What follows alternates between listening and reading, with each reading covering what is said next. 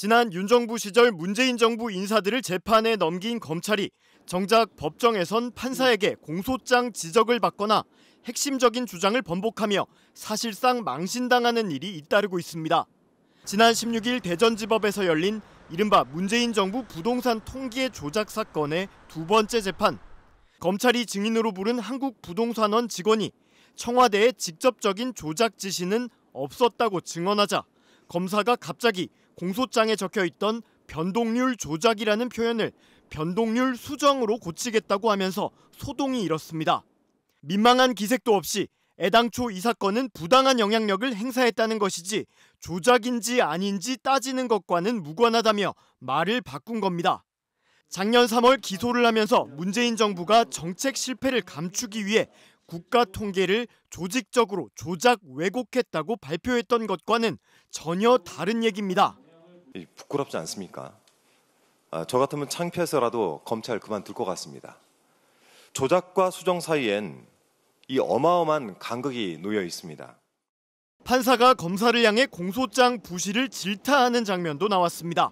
기업들에게 이정근 전 민주당 사무부총장 등을 채용하라며 외압을 행사한 혐의로 기소된 노영민 전 청와대 비서실장과 김현미 전 국토부 장관에 대해 열린 지난 14일 서울중앙지법 재판.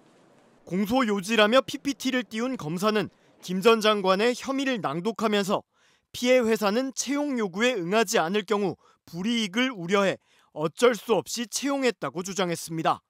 그러자 재판장인 임혜원 판사는 곧바로 피해 회사가 불이익을 받을 것을 우려했다는 내용이 공소장 어디에 있냐며 공소장을 바꾸겠다는 말이냐고 지적했습니다. 공소장에 있지도 않은 내용이 어떻게 공소요지가 될 수 있냐, 어떻게 판단하라는 건지 모르겠다며 황당함을 드러낸 겁니다. 지적을 받은 검사는 이때부터 PPT 파일을 닫고 공소장을 그대로 읽기 시작했는데 이게 끝이 아니었습니다.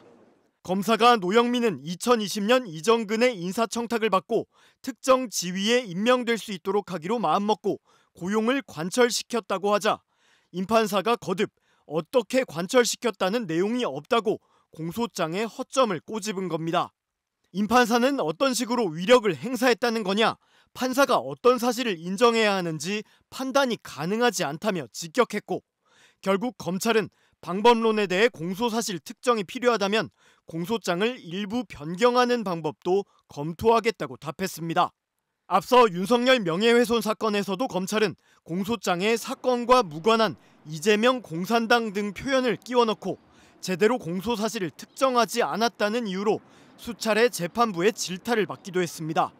이 때문에 일각에선 윤 정부 검찰의 무리한 수사 기소로 재판에 넘어간 사건들을 지금이라도 감찰하고 부당한 공소는 취소해야 한다는 주장도 나오고 있습니다.